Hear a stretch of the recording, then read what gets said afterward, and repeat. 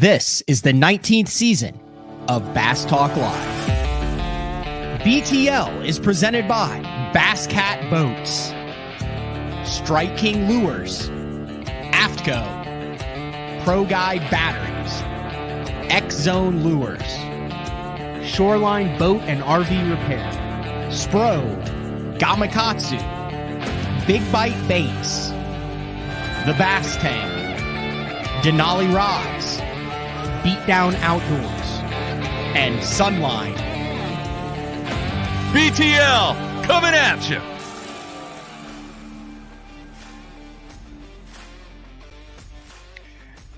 Happy New Year. Good morning and welcome to another exciting edition of BTL Bass Talk Live, where we are going to talk about bass fishing. Hopefully everybody had a safe, happy, and healthy Christmas and New Year's. We snuck in one day 4 kind of in between the Christmas break. And typically here at BTL, we take off the first week of January and then come back with a full week of shows in the second week of January. But I was back in town. I had a couple days to get some shows together, and we have a great week of shows, including the debut of a new, well, basically there's going to be 25 or 30 new BTLs, and a day 5 that will debut this Friday at 8:30 a.m. Central Time. A little bit different than the BTL that you're used to, just as far as the content.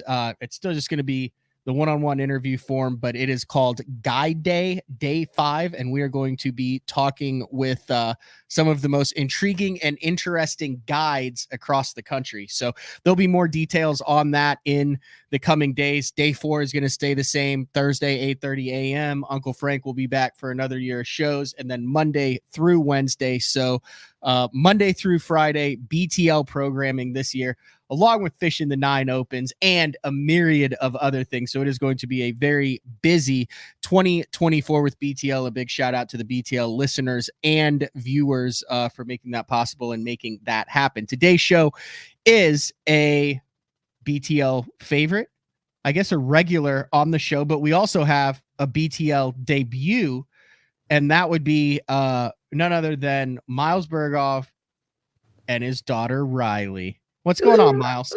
What's going on? Happy to be here on the new year. Yeah, happy New Year. I would assume with what? How old's I'm not a good guesser of baby ages. Is she 3, 1? Nope. How old is Riley? 9 months in like 2 weeks. Oh, so they look like people pretty early on. Well, that's what I see. I've had several people comment about her. They're just like, she looks like I could tell what she's going to look like as an adult. I thought that all along, but I thought it was just because it was my baby. I'm looking at her. I'm like, you look old for your age. Yeah. Riley, 9 months old, along with Miles Burghoff. Happy New Year. Hopefully you had a good, I guess it would be your first holiday season as a father. How was that? Yeah. Well, it's been eventful as far as the parenting, but uneventful as far as fishing. I haven't been out on the water for a month and a half, which is insane for me. Yeah, it is. Now, is that a result of just parenting and wanting to get all of the photo ops and time with the family, or is that a result of just not having the stuff ready to roll in the off season, trying to get ready for all 9 opens? Or no, we've got pretty much everything ready to go. It's just kind of necessity with her. We were taking her to daycare, which we were already a little bit, iffy about, but we ended up, just because she's so young, and we ended up taking her out of that. We just didn't feel comfortable with it. So since it's my off season, and Katie started working, she's a dental hygienist again. I decided I'm just going to stay home with her. And even the days when Katie's home, obviously she needs a break too. So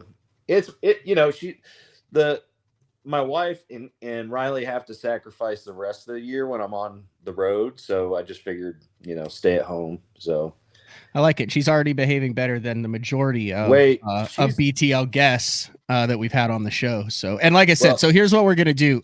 This is real life. Like you said, your wife is on, I guess, her first vacation post mom.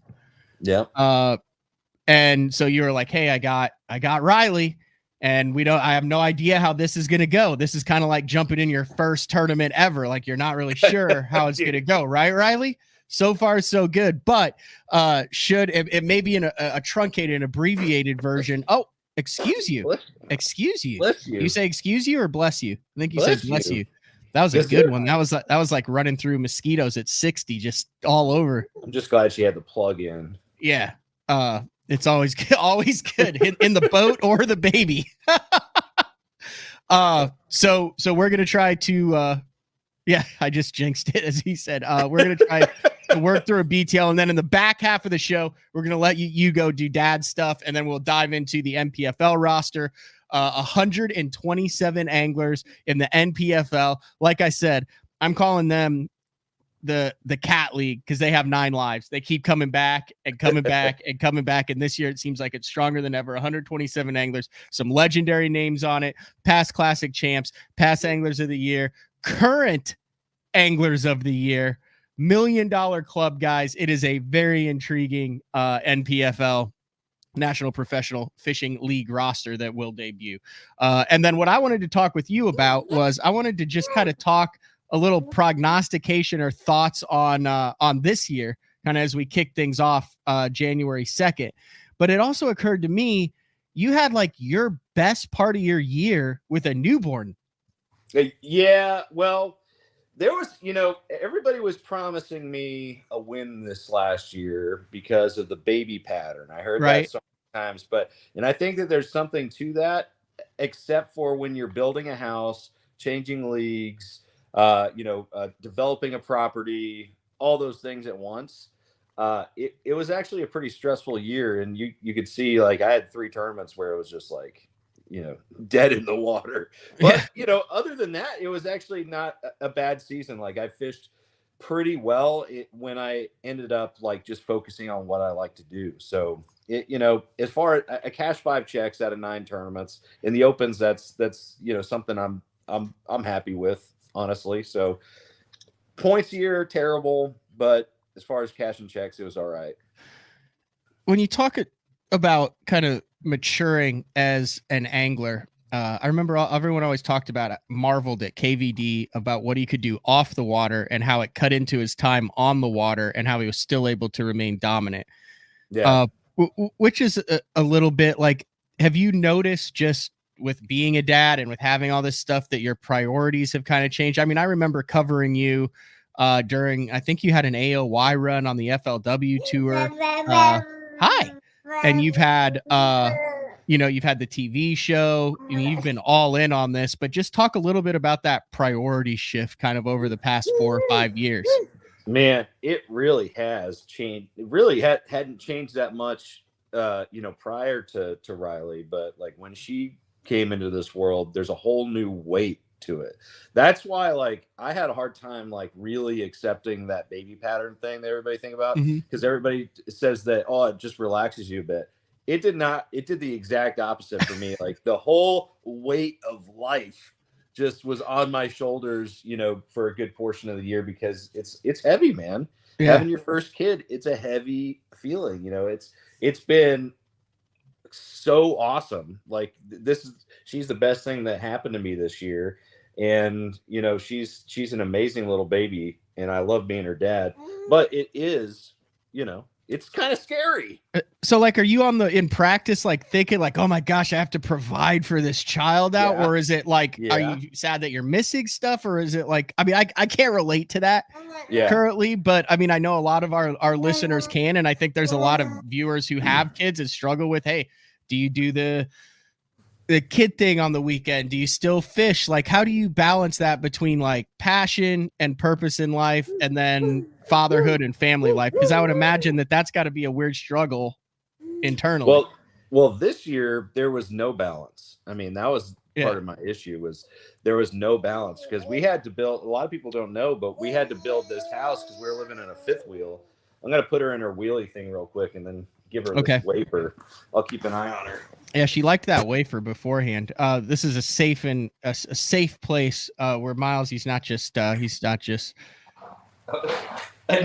Dropping the kid on the floor. Like it's a We No, had this kind of previously arranged. All I need to know is we've already baby proofed this whole Yeah. area, so we're good. There's just about, if she stops making any noise at all, that's when there's an issue. I got you. We're just gonna pay attention to her. She can only wheel around right this area, and she loves her wafer. But yeah, a lot of people don't realize, like, so we were expecting Riley, right? But we were living in our fifth wheel because we bought this 17 acres here in Dayton, Tennessee. And so we were developing the property, and then we find out that Katie was pregnant, and we were living in that, camper. And so I was tasked. I was chosen for the task of building a house, and we literally had to do it in 3 months. We poured the concrete pad after Thanksgiving last year, or in 2022, and I finished the house to where we could actually move into it in March 22nd, because we ended up having Riley on the 23rd. So it was oh my gosh, dude, you want to talk about being close to just breaking. That was it. Cause we did a lot of it ourselves. It wasn't like we couldn't afford to rely on, contractors to do everything. Like I had my buddy Ed, couldn't have done it without him. He came up from Florida and we tackled it out. We had a great contractor do the shell, but everything inside, like the framing and plumbing and all that stuff, we did ourselves in this place. And it was crazy. So like, to me, there's no balance. Now, normal like business stuff, like normal fishing,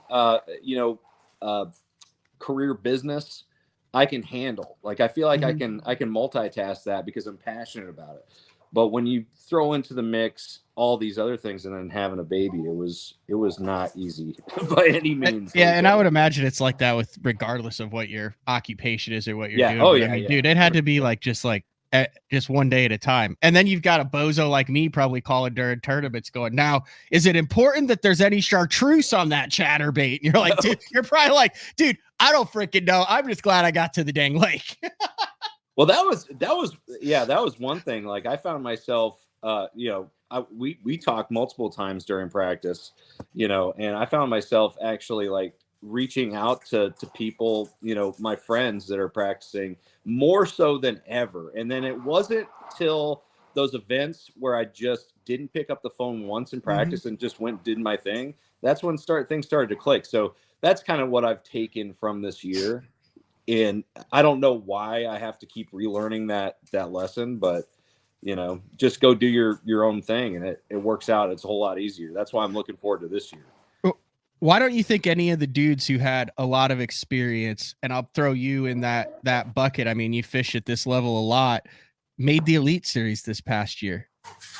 I know John Garrett and a number of those guys have a lot of experience, but I'm talking about at that professional level. I mean, dude, you knew the group of guys that were in that open trail this past year, and they're all fishing it this year or fishing the NPFL, or it broke their back and they're like BFL co-angling now. They just gave up everything. It just completely shattered their spirit.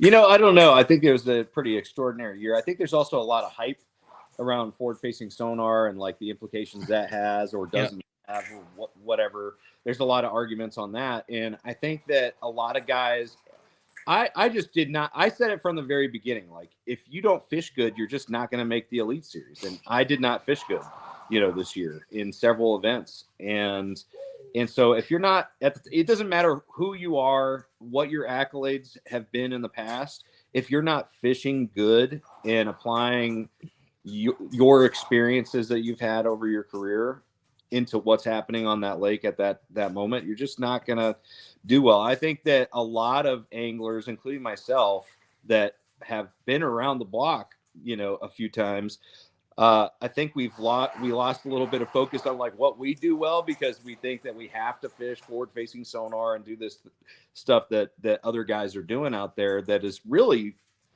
revolutionary. There's a lot of things that you can do with forward facing sonar that isn't anything really different. You're just kind of optimizing your opportunities with it. But there's a lot of things that guys are doing that we've never seen before, and I think that I know, for instance, I tried to do that in an event or two, and it completely brought me out of my game, out of the zone. So I think there's a little bit of that going on. And other than that, we just had some really good talent on the opens this year, the EQs. It was very competitive. All right, we're going to take a quick short break. First show of the 2024 season, BTL with Miles Burghoff and his 9-month-old daughter Riley, who's being very good. We'll take a short break. When we come back, I want to talk about kicking off the year with high expectations, because based on your history on Okeechobee, where the opens kick off in about 3 weeks, or about a month, exactly a month from now, you've got to have some high expectations. So I know regardless of where you fish, what level, you always have that first derby. Some places it's February, sometimes it's March, April, May, but how you kind of temper those expectations when you just want to jump out of the gates and absolutely hammer them. So BTL on a Tuesday with Miles Burghoff. We will be back right after this. The new Puma STS has been redesigned from the ground up. With the angler, design, function, and performance in mind, nothing on this new offering was compromised, and the only thing carried over from the previous version is the name. Based on the Soft Touch series hull that started with the flagship Jaguar, this new model is nimble and performs incredibly well at all speeds with either a 250 or 300 horsepower engine. Featuring a new 96-inch wide-body footprint, this hull measures out at 20 foot 7 inches in length. Industry-leading design coupled with tournament-winning performance. The Puma STS from Basscat. Feel the rush.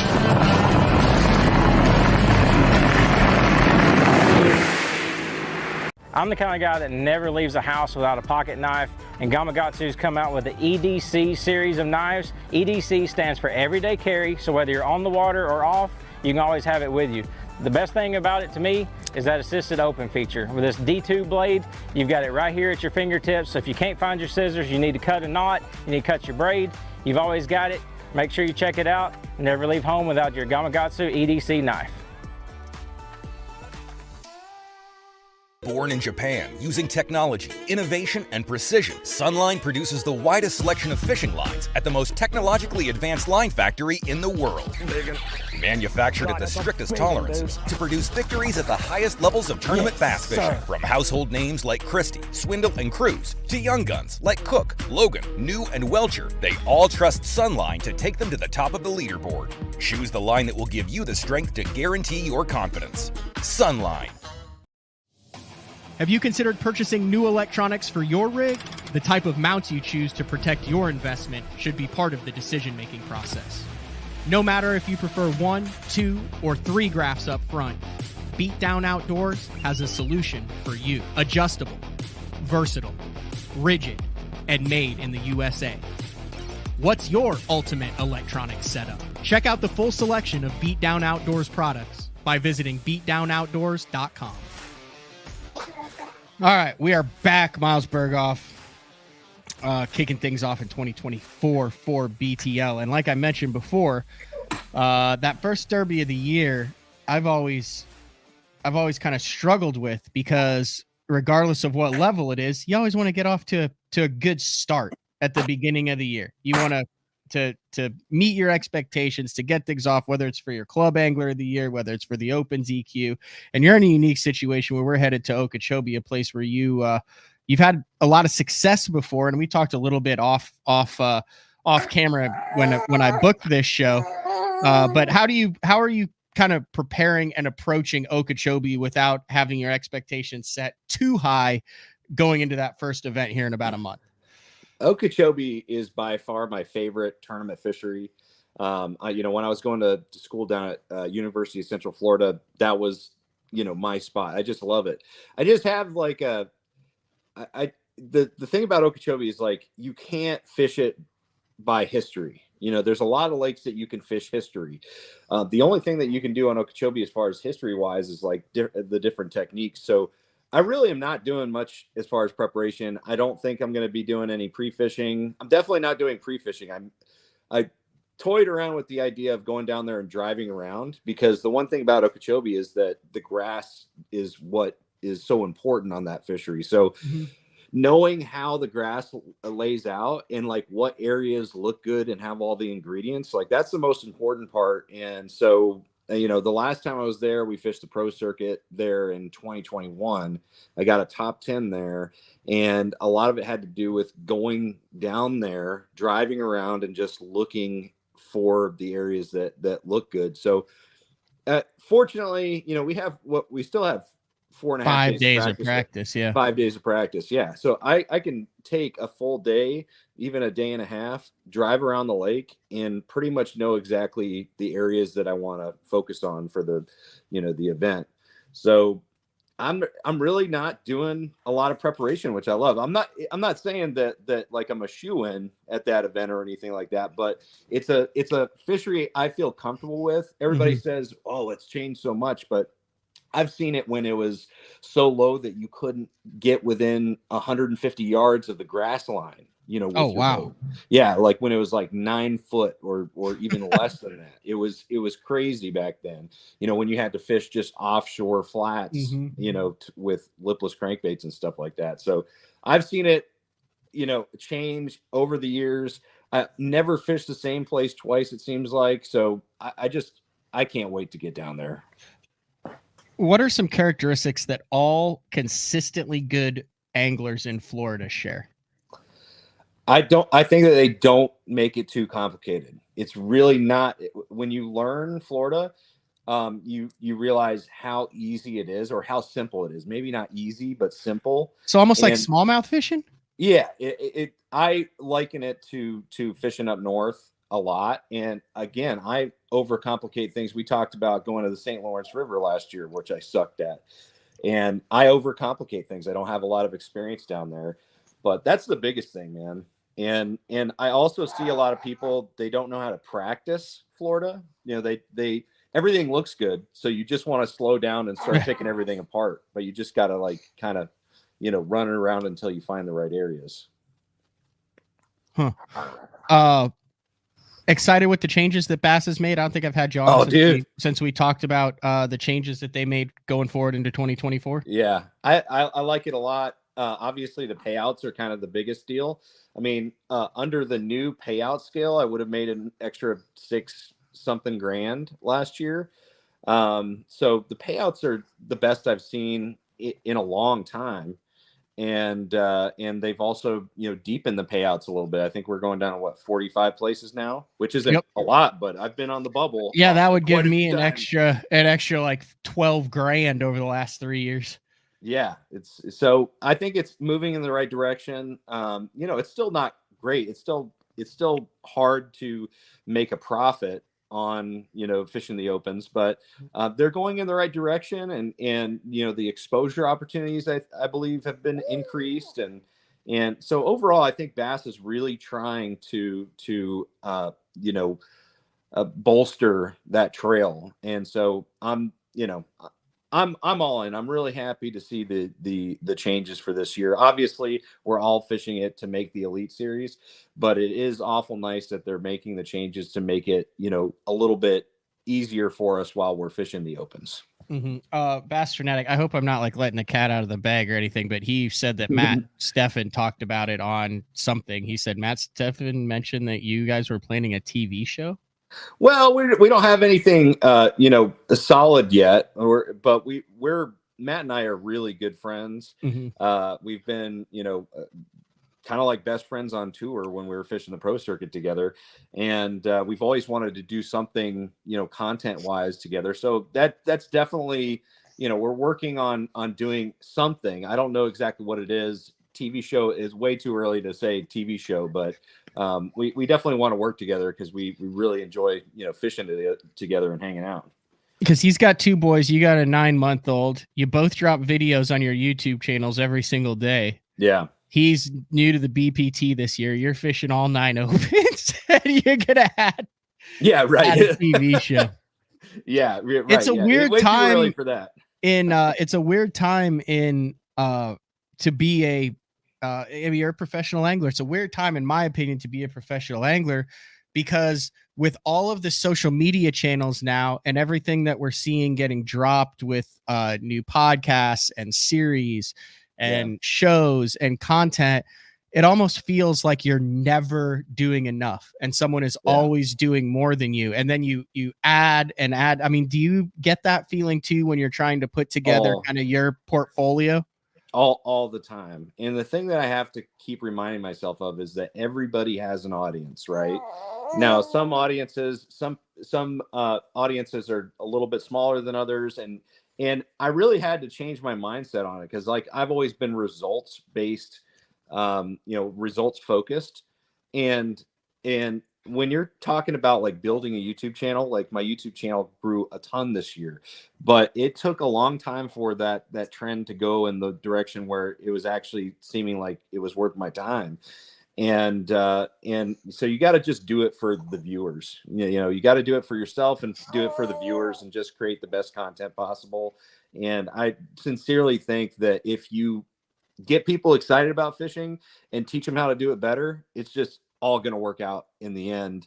And I kind of took the lesson from Matt, because I remember 4 years ago or something like that, 3 or 4 years ago, when he told me, the moment he told me he was going to start a YouTube channel and do a video every single day, and I was like, good luck with that, because I know how hard it is to come up with the content ideas and to do that. But he's done it, and he's grown his channel big time. And once I started doing that this year, things really started flowing, and I love it, man. I really do. I get a lot of great viewers, a lot of great comments, a lot of great questions. So it's been a lot of fun. So when does the show drop? The show? Yeah, the fishing show that you guys are doing. Matt's on here. He said, Miles didn't want me leaking it on my channel. It's out there now. Now you got to do it, because I mean, you guys are two of the most informative and well-liked guys out there.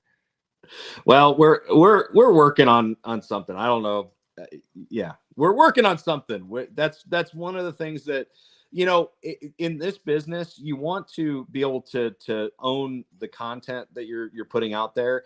And so that's something that Matt and I have really, shared, and we've really talked about a lot of things, and wanted to do something that really maybe wasn't even as much bass fishing. And so coming into this new year, we're like, let's really put a lot of energy into this and get something started. At the very least, it'll be fun, and it'll be a lot of fun for people to watch. You did, how many years did you do Sweetwater for with Joey? Like 7? We did it for 8 years. 2014 was the first year. That was a fully produced production TV show. Like, I mean, that is like a fishing TV show. How much work is it to do a full-on production TV show like that? Is it more or less than you would expect? A tremendous amount of work. But here's the thing, is like the reason why I'm a little bit more conservative about like actually saying that we're going to be doing a TV show is the fact that, there is a lot of work behind the scenes. And, I was hired to do that show along with Joey. So it wasn't like we were having to handle a lot of the production needs for that show. So there's a huge learning curve. There's a big barrier to entry to doing something that has a high production value, something like that. So, it's going to take a lot of time and a lot of logistics. So, we don't know exactly what we're in for, but we're enjoying the ride. Both Matt and I very motivated to do cool stuff, as far as content wise. And so it's a good project to work on. How do you think he's going to do over on the BPT? You think he's going to be able to handle the heat? I think so. I think so. And I'm going to tell you why I think Matt's going to do great on there is number one, he's built his platform. He's really got a lot of momentum right now. And when you own, you kind of your destiny, you can control your destiny a little bit. That takes a lot of weight off of your shoulders competitively. And I really think that he's in a good spot. I think he's definitely going to be one of my picks for a top 10, finish in the AOY. Yeah. I mean, if you look at it, he's got a tackle company that's exploding. Yeah. The core tackle that him and Johnny Schultz do. He's coming off of a win, and he's got one of the fastest growing YouTube channels. So all sorts of exciting stuff. Guess what? We made it a half hour, Miles. A half hour already? We half haven't hour. even talked A half about hour is the- her limit. I know. We were going to prognostic. Is that the word? Prognosticate? That's not what you get at the doctor's office when you turn 50, is it? No. No. I already had one of those. We were going to, I think prognosticate is the correct word. We were going to prognosticate angler of the years and who was in and all that. But I think we leave that for another episode when you have the opportunity to maybe have some, a little bit more research at the tip of your fingers. Is that fair? Yeah.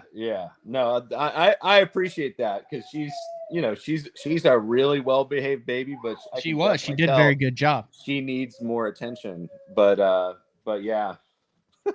Like most BTL guests, about a half hour threshold, and then things start going downhill. Right. So I'm gonna let you go. Yeah, you got a lot on your plate. Plus, you have a corgi that wears a fishing jersey, which I am corgis in my top 3 of favorite dogs of all. Oh my gosh, a bonus corgi! Oh, this just made my day. There's Doppler. What does Doppler think of Riley?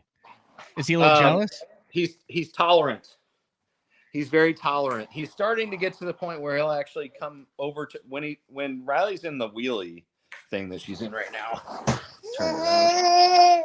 Oh wow. Yeah, she's his worst nightmare in that situation. Sorry, I'm moving the camera all around. No, that's fine. Commented on that, but yeah, he's such a good little big brother to her. I love when you stuff him in the sonar jersey. I know. My wife is really good at dressing that dog. And then Doppler, obviously, with your nickname and the history that's there, that was just such a natural name. I chuckled. Yeah. I did not know that Doppler was named Doppler. Yeah, that was Katie's idea. I get tolerant is the word he used for my wife when it comes to my fishing. Yeah, for real. Yeah. Yeah. No, Katie wanted to continue that line of names, that kind of go with the radar theme. But I was just like, I gotta get the next one. So it's either going to be like Frodo or Lieutenant Dan, because they have such short legs. Yeah, that would be legendary. Hey, anything new? Every time I turn my head, Z-Man's coming out with new stuff. Yeah. Anything new in 2024 that, every once in a while they did, was it the Hellraiser thing? And then they've done like the little micros that I've gotten into. Anything new in 24 that we need to be on the lookout for that isn't out yet?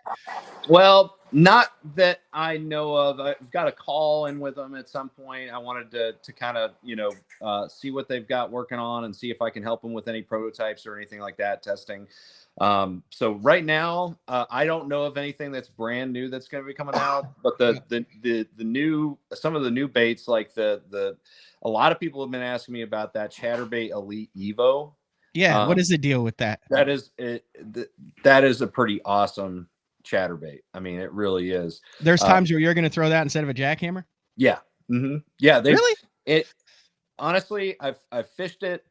I love it. It's very similar to a jackhammer as far as the action, and a lot of the components, like the clip, the snap is similar. They're not the same bait, right? So they're not exactly the same, but they have a really good a batch of colors that they've created for that version specifically. And so there's some really good. There's like one really good a craw color. I think it's man, I need to brush up on the new colors.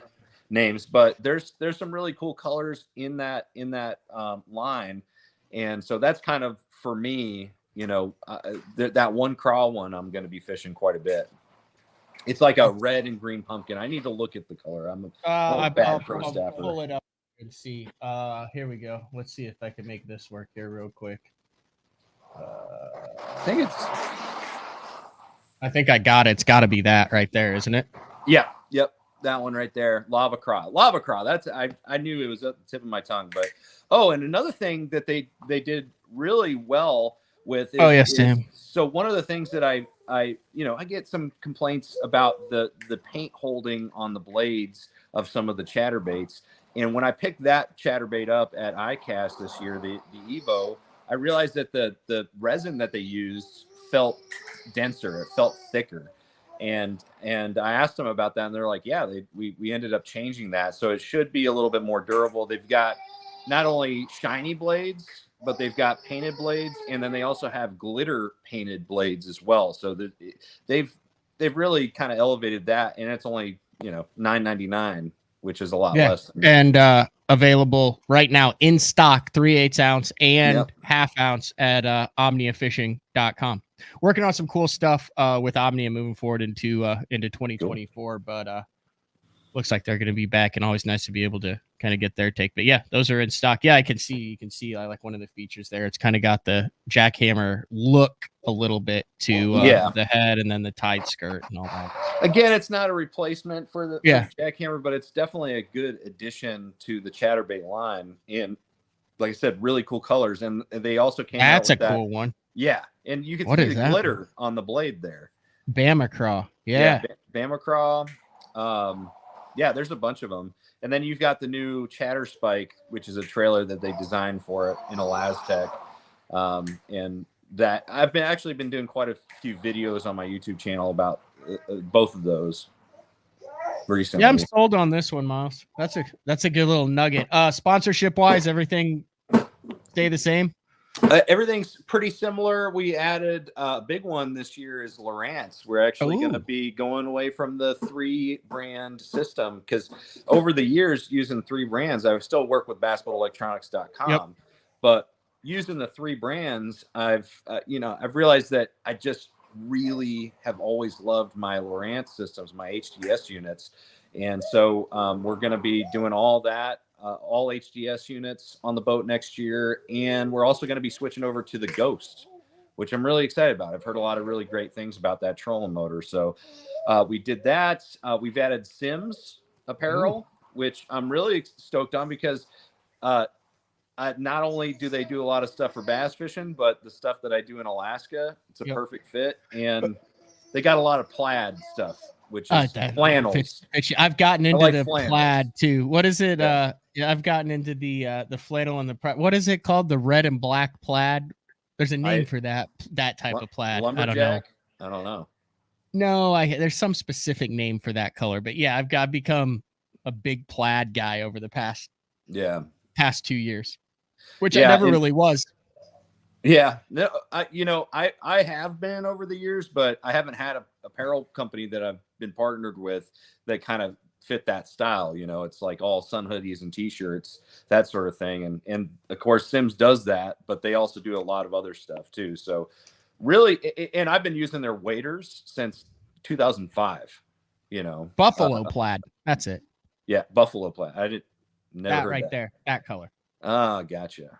That red and black. That's not my favorite of them all.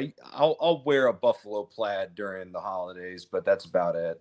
I think a buffalo plaid with a black vest is just a classic look. Ooh, man, like you don't know whether you're gonna give someone a Santa Claus if you're wearing no, I mean you never know. Like, are you gonna chop down a tree? Are you gonna give someone an extra thick roll of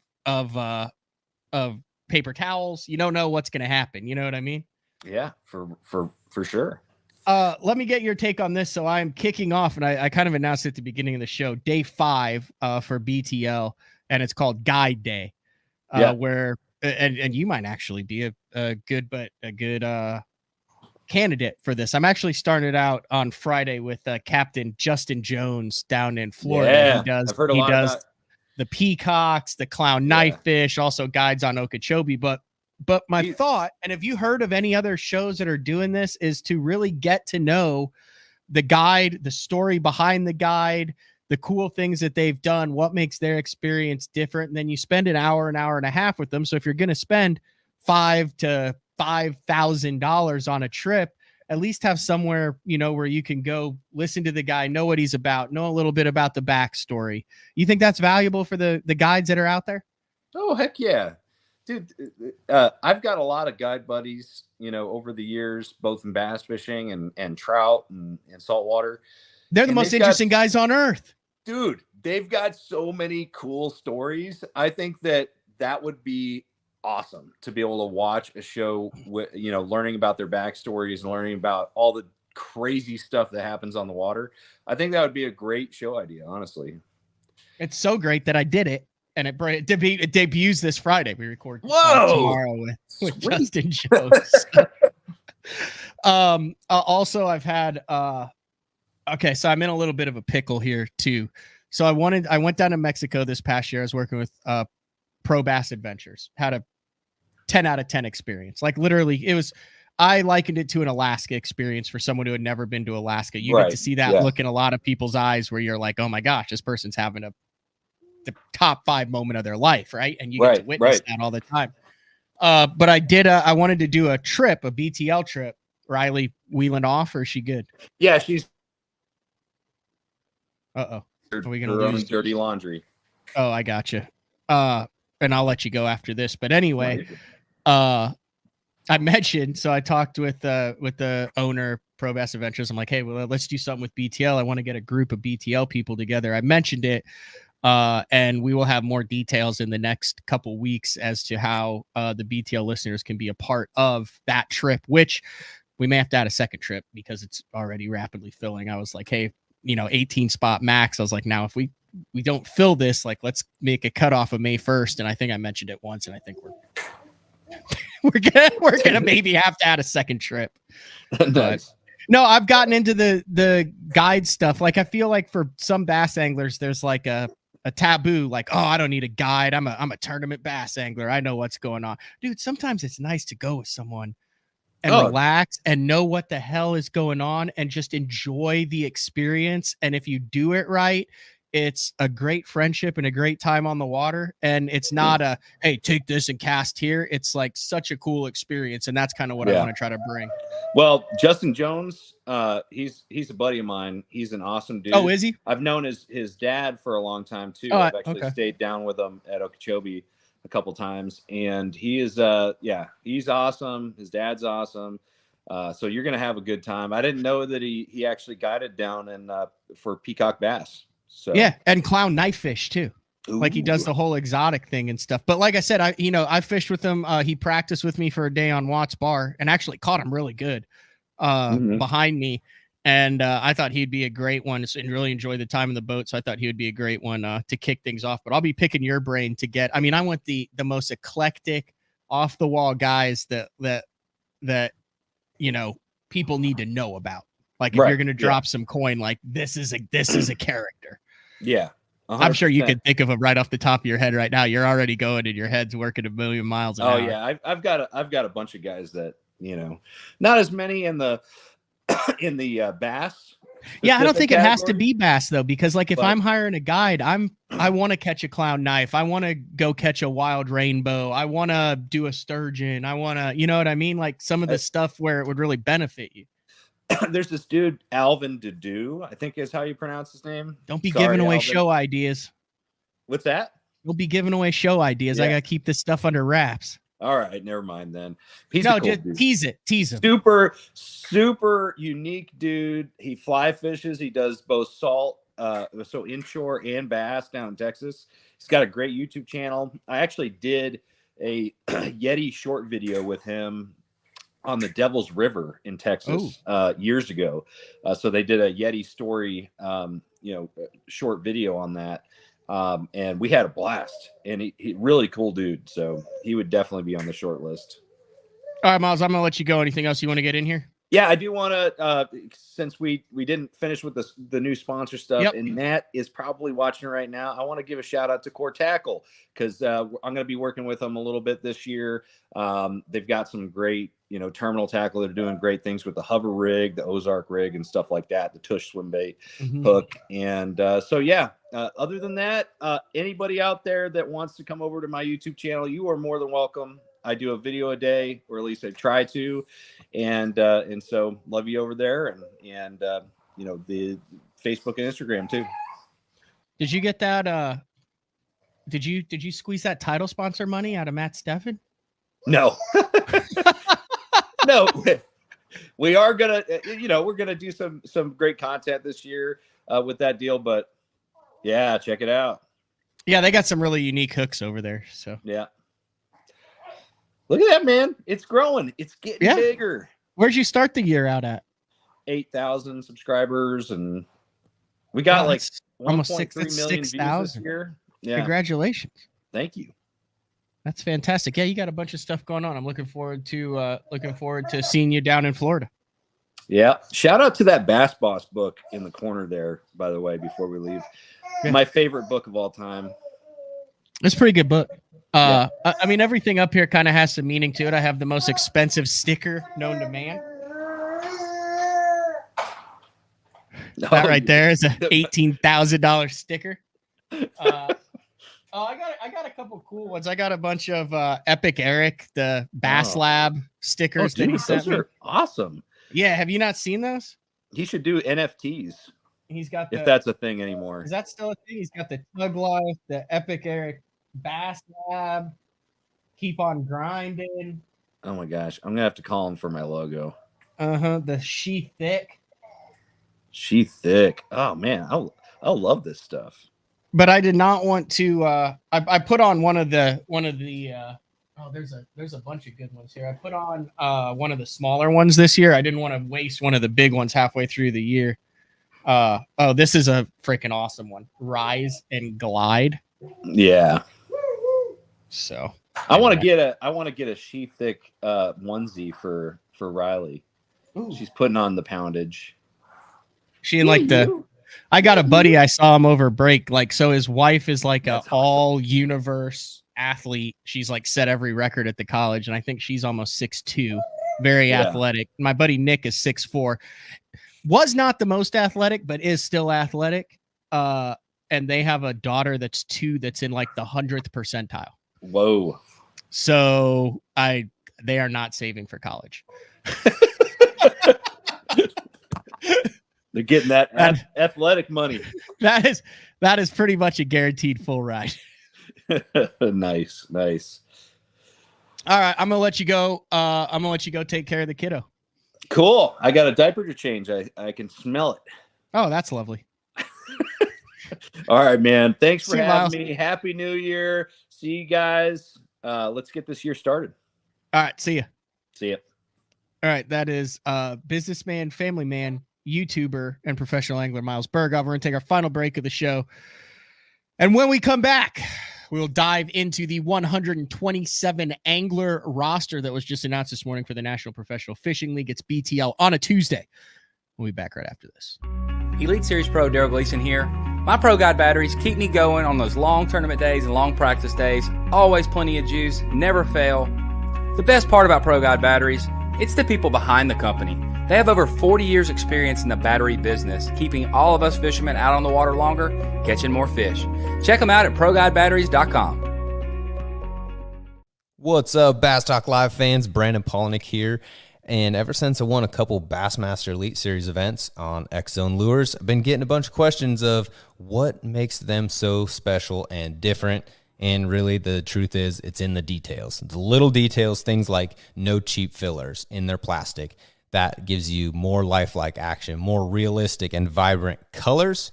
But don't just take my word for it. Go to www.xzonelures.com and check them out for yourself. All right, welcome back. Let's dive into the NPFL roster that they did a good job of releasing early this morning. I had heard rumors. This is just my opinion on this. I would assume what happened was they guaranteed the $100,000 last year.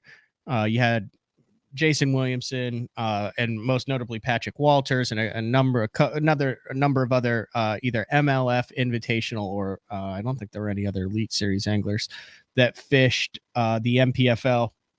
And then Patrick Walters goes over and does like $250,000 or something out of there, like wins a ridiculous amount. And I know that there was a lot of interest. I think they were shooting for like 125. They ended up with 127. I just from the top of my head is like, I think a full field. I mean, it's gotta be a full field for them. And they end up with 127 anglers for 2024 in the midst of all this chaos that is going on between, John Cox. Sorry, Mark. How can I forget? John Cox. There were 2 John Coxes that fished because I had to do John Cox, Florida. Anyway, The NPFL keeps coming back with stronger and stronger fields, incredible payouts. They've got a bunch of stuff going on this year, and I'm looking through the list, and the first thing that obviously sticks out is I'm just going to run alphabetically. Now, I don't mention the name. That doesn't mean they're not a threat. I'm just going based on history. Tommy Biffle. He's going to be Biffle bugging his way through the NPFL season this year. Zach Burge. That's a big name. That's a BPT guy. Younger dude, Oklahoma guy. Zach Burge is fishing both of them. Let me scroll down through here. Drew Cook. I mean, that's a top 10 Elite Series angler. Look at what he's done over the past years on the Elite Series and in the Angler of the Year. John Cox. A lot of the guys who have won, obviously, are back. Oh, there are some other names in here. Buddy Gross. That's an Elite Series winner. He's back fishing it. I see some guys from the Opens. Wes Logan. Wes Logan is fishing it. Where's Pete Pons? There's a name from the past. Pete Pons fished the FLW Tour, also a long-time Elite Series pro. He's on it. Kevin Rogers back for another year, one of the most decorated crappie anglers in history. John Soka apparently fishing both the Elite Series and the NPFL. He's been on a couple of podcasts recently that are on my to listen to list. Have not had a chance to listen to that yet. J. Todd Tucker joining Landon Tucker on the NPFL for the year. Patrick Walters is back for another year. That's no surprise. And then we get down to the W's, and I think this is pretty wild. You have your reigning and defending Bassmaster Elite Series Angler of the Year, Kyle Welcher, is on the list for the NPFL.